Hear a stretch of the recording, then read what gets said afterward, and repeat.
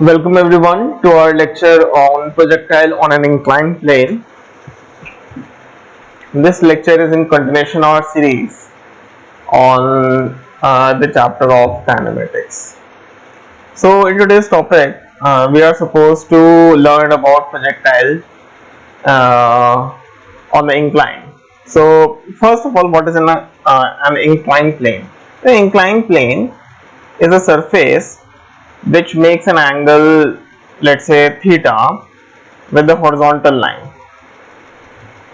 This is our horizontal line and it makes some angle theta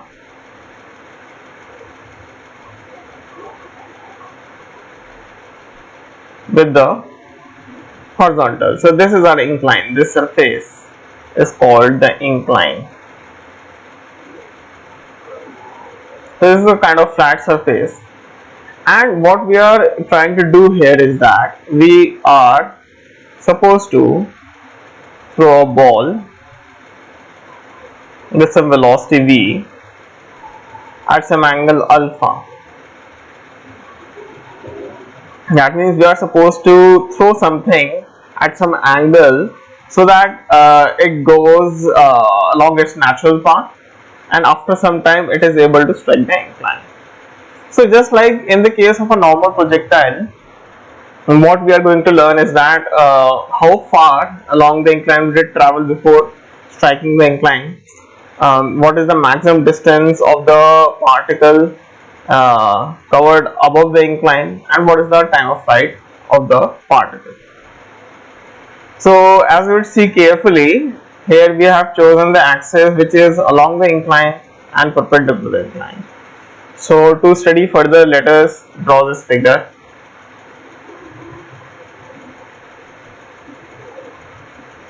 So here we have an incline. This is our horizontal, making some angle theta, and we have projected a ball making some angle alpha with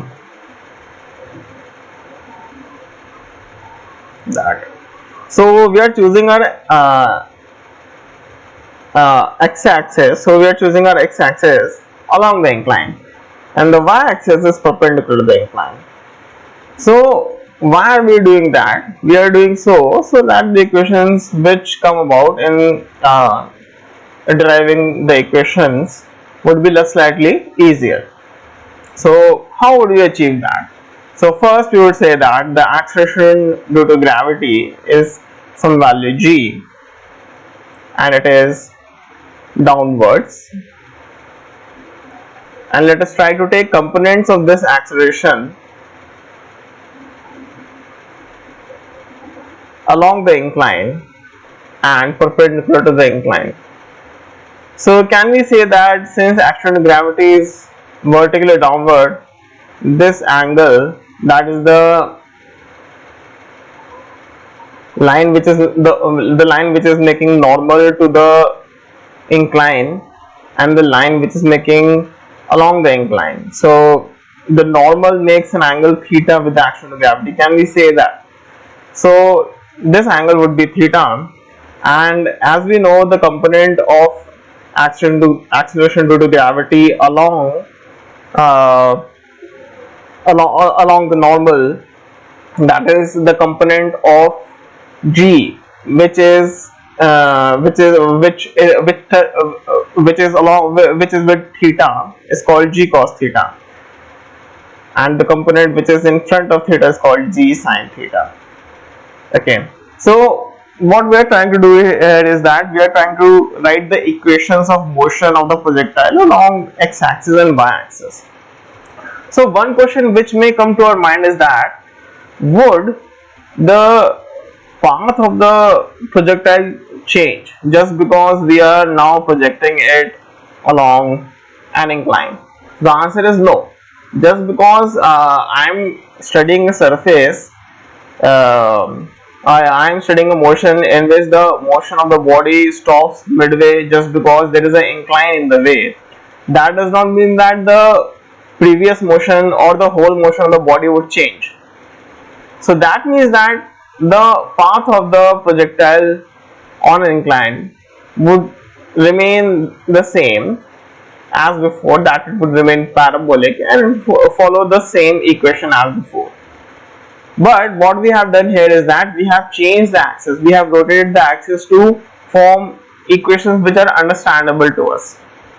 That is, we have resolved the acceleration along g sine theta and g cos theta along x and y axis, and now we are going to write the velocities along y axis and x axis.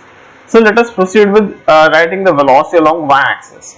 So the initial velocity along y axis would be this component of velocity, and you can say that this component of the velocity would be v sine alpha, and the component which is with alpha would be v cos alpha. This is v sine alpha. So let's say that vy is equal to v sine alpha minus action to gravity g sine theta into t. So this is the velocity of the particle as it goes further in y direction. So what would happen now? Now in projectile on a flat surface, we knew that at the highest point of the motion, the velocity in vertical direction was 0. Here, what does velocity in y direction signify? So when a particle is thrown like this, and let us say we are saying this is the y direction. When we are saying that velocity along y direction is 0, that means the particle has stopped going away from the incline. This is what we mean by saying that then Vy is equal to 0. That is, the component of velocity which was taking the particle away from the incline has become 0. So now what happens is that we have reached the position where the particle is at maximum separation from the incline. So that is what we have achieved. Like in the case of projectile on the flat surface, what we did was, what happened was, when the particle was at highest point, or when the particle was having vertical velocity equal to 0, then we say that okay, the particle has reached the highest point. That's what we said. So same case would happen here also. Here we would say that the particle has reached maximum separation from the incline. So okay, proceeding further, let us try to find the time of flight using this. So we would substitute Vy equal to 0 as is our condition. So we would get time as v sine alpha upon g sine theta, g cos theta actually.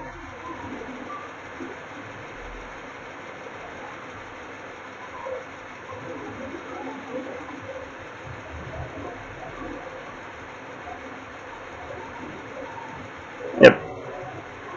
And this would be g cos theta, as the acceleration along y is minus g cos theta, and we know the time of flight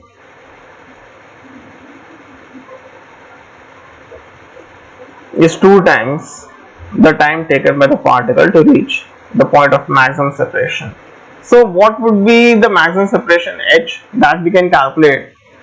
So what we first want to do is that we want to look for the distance traveled by the particle along the incline. So distance traveled by the particle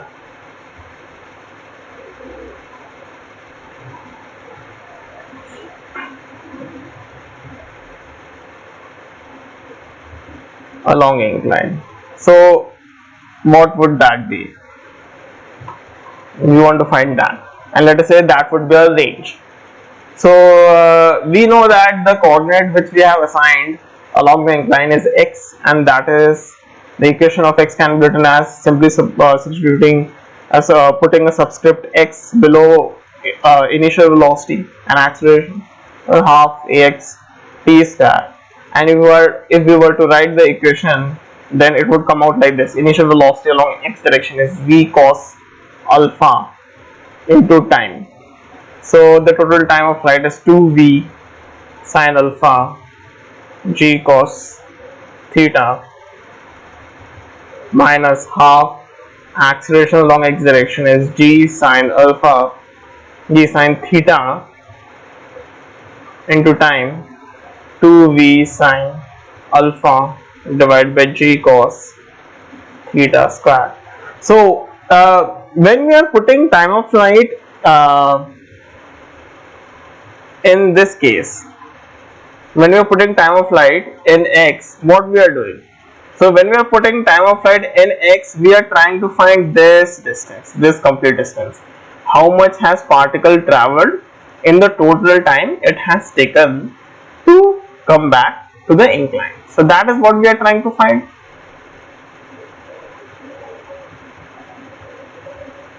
So that's why we have substituted the total time, and we have substituted the respective values of g and ux. So the distance traveled along the incline r would be this 2 v square sine alpha cos alpha upon g cos theta minus half 4 v square sine theta sine square alpha divided by g square cos square theta, and there is 1 g over here, so that gets cancelled out.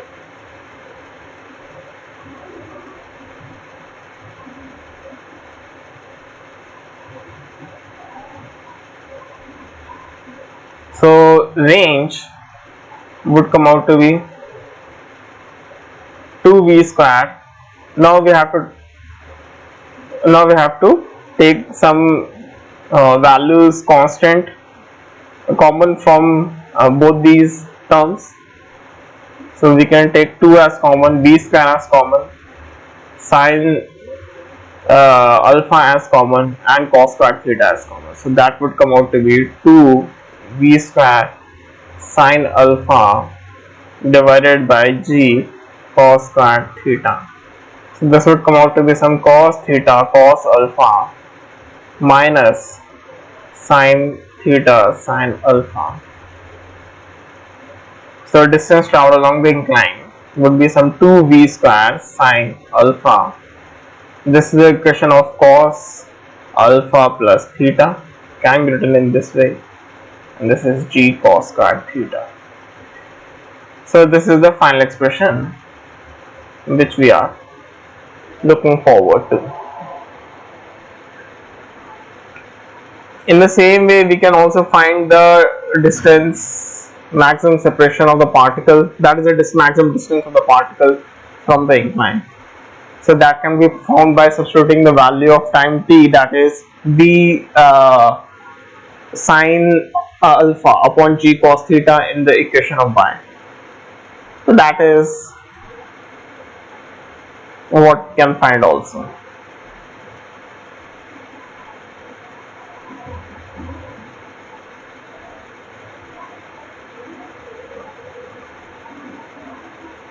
So let us do a question. So here we actually already found that equation value h max. So h max is some v squared sine square alpha upon 2g cos theta. So projectile is projected on an incline, angle of inclination theta with an angle alpha with incline. Find alpha in terms of theta for which the range of the projectile is maximum. So when we projected on a flat surface, we know that when a particle is thrown at 45-degree angle, then it reaches the maximum possible distance which it can. So what would happen if we are trying to achieve the same maximum distance on an inclined plane? So the derivation for that also comes from a result for range only.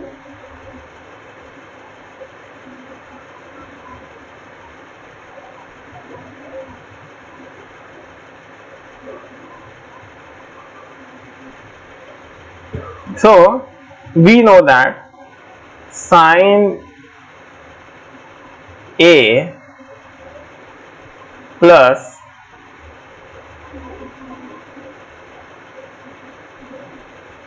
cos A plus cos B is sub 2 cos A plus B by 2 into cos A minus B by 2. Similarly, can we write that sin A plus sin B is 2 cos A minus B upon 2 into sin A plus B upon 2. Can we write in this fashion?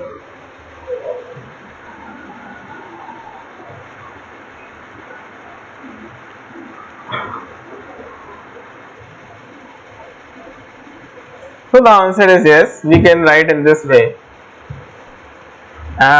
So here, if we compare this equation, this part of the equation, sin alpha cos alpha plus theta without this part, so it is easy to detect that alpha is equal to A plus B by 2. Alpha is equal to A plus B by 2, and alpha plus theta is equal to A minus B by 2 upon comparison. So if you would add these two, you would get 2 alpha plus theta. That is, if you were to add these two equations, that would get 2 alpha plus theta is equal to A. And if you were to subtract this equation, then we would get minus theta is equal to B. So this implies our equation of range can be written as B square upon G cos square theta into cos A minus B by 2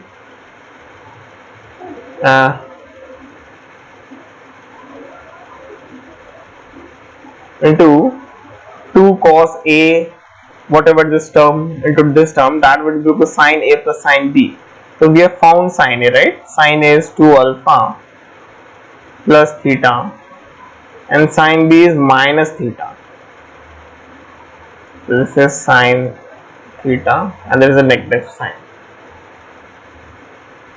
So this is one more expression of range, and from this expression of range it is easy to see that how would we maximize range. So at first it does not become clear that how it is helping, but it does help. So when we have to maximize something, we have to maximize range, right? So what are the fixed quantities in this equation? Velocity is fixed, g is fixed, and theta is fixed. So that means all the variables are fixed except this whole variable. And how to maximize this variable? We can put this value equal to 1. So on that case, 2 alpha plus theta, that is the angle between angle inside the argument of sine, would be equal to 90 degree or pi by 2, and we have to find alpha. That means alpha would be equal to some pi by 4 minus theta divided by 2. So this is our desired angle.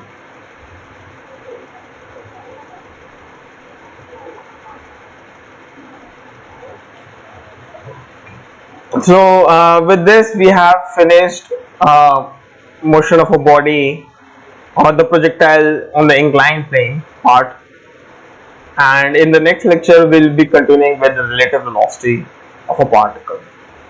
So thank you for joining.